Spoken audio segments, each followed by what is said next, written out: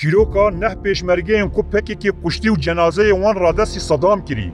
هر دولت و هیزا کو دخوازه لسر کردستان سردست ببه و داخوازن آزادی ین کردان پیک ببه پیشی دناوا کردان دا تبگیر که جخور آواد که دجمنی هری مزن کردان کرد بخوا بویه. راستیا پکی که جی دناوا بیر راستیا دیروکی دا دکاره ور راوکرین. لی پکی که جی تبگیرین کود دیروکی دا لدیجی کردان حاطنه بکارانین جدایه. PKK ne tene ji aliyê yek kolonyalîsta ve, ji aliyê her çar dewletên dagirker ve li dijî tevgerên Kurd ên her çar parçeyan jî hat bikaranîn. Vê rastiya PKK her kesekê ku bêlayan û bi giştî li dîrokê dinêre dibîne. Ji ber vê yekê PKK pêncî salin li her çar parçeyên Kurdistanê heye. Li ser bingeha rejima Esad ya Sûriyê rê neda ku tevgerên din derbasî Rojava bibin. Li ser bingeha dewleta Îranê êrişî tevgerên Rojhilat kir. Bi plana dewletê hemû tevgerên Kurd ên li Tirkiyeyê tasfiye kirin. Li ser bingeha rejima Saddam a Iraqê piştî sala 1988 êrişî pêşmerge kir. Wekî pasewanên Sûnîrî yên Saddam tevgeriya.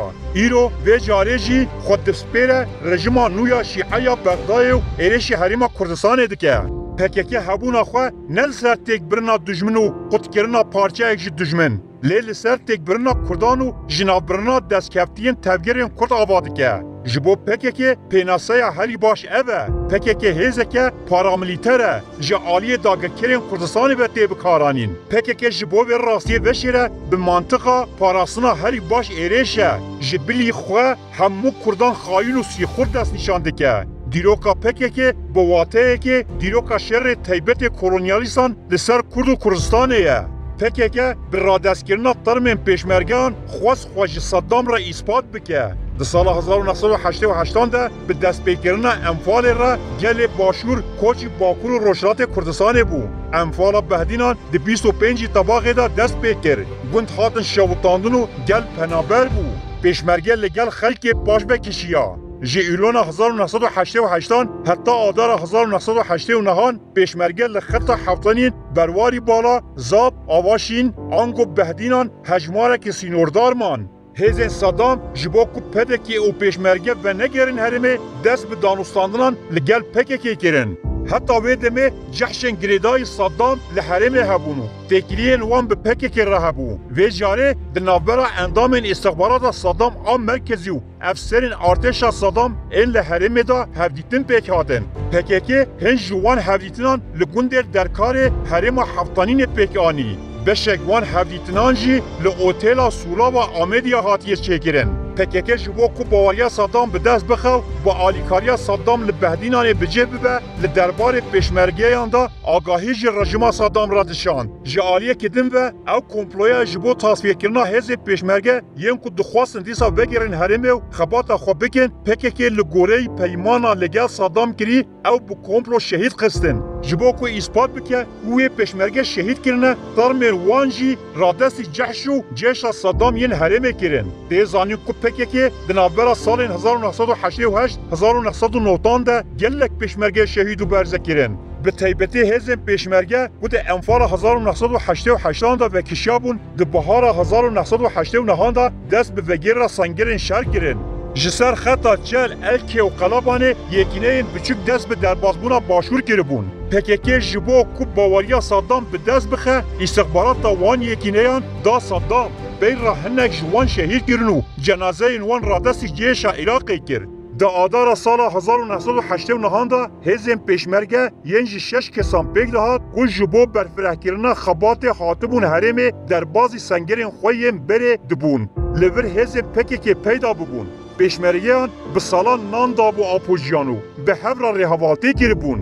Pêşmergeya bawer nedikir ku ziyanek bigihîje wan. Şevekê li yek şûnê man. Yekîneya pêşmerge ji rêyekê dûr hatibûn. Roja din xwestin paqijiya xwe bikin. Çekdarên PKK jî ji wan ra got em ê zerevanî li we bikin. Dema pêşmergeyan serê xwe dişişt û balava xwe dikir PKK ew her 6 pêşmerge di azî şehîd kirin. Pişra xeber da cehşan û cinazê her 6 pêşmergeyan birin. Berpirsên cêşa Iraqê wekî diyarî çekên pêşmergeyên şehîd dan çekdarên PKK. Navê wan pêşmergeyan ku di vê bûyerê de şehîd bûne wiha ne. Ahmed Qadir, Saedullah Avdel, نزار محمد، محمد حمدی، نظمی ورمیلی، خالد ورمیلی لگوری پیمانا کو به صدام را چکر بو پکی که یکینه پیشمرگه کو هاتبون حرم دشوپاندنو او امها دکر یک جوان یکینه کو پکی که امها کریجی سه پیشمرگه خلک باکور کردستان یم باجورک چله بون دداوی سال 1989 دا پکی که لدبر حلوه بره کلک آوازه سه پیشمرگه پدکی دیدن اف هر سه پیشمرگه جهری ماچله یا باکور کردستان بون سال 1984 تبل رفن پیشمرگه بون در سال 1988 دا گل انفال درباز ایران بونو پیش چند ماها دیسا و گریان حرمی پکه که لبه یکینه پیشمرگه راست خاطو اوجی بمینا هرش شوالی وان ین بره به کمپلوگری شهید کرن لکلک آواز دبرا بره جنازه هر سه پیشمرگیان رازده سی جحشین صدام کرن ناوی وان هر سه پیشمرگیان وهانه احمد چلی، حسین بیادر، گند نارلی، سامد بیادر belgeyen peyvendiyen PKK bir rejima Saddam ra mevcudin. Di berdela dijminatiya PKK de PKK di asta bilinda tekili, xwarakî û çek ji artêşa Saddam wergirt. Di derbarê şerê Kuweytê di sala 1991 de û wê demê Kurdan xaka xwe rizgar kirin, rêberê PKK Abdullah Öcalan di sala 1993 da wiha digot. Dixwazin bi destê wan her du partiyên Kurdî yenekê û PKK rejima Saddam biçûk bixin. Öcalan tekoşîna azadiyê ya Kurdan wekî nebaşî şîrove dikir. Di şerê Iraqê yê sala 2030 da PKK layengîr û girseya xwe ya Ewropayê bi duruşma ji şer re na em şer naxwazin daxist kolanan. Saddam hêzekê ku piştgirî dida PKK nedixwaz bê hêzê winda bikin. Statûkoya ku tê de cih girtibûn winda bike. Ji bo PKK ax rizgarî û azadiya Kurdistanê tiştekî giring nîne. Tişta giring berjewendiyên partiyê ne.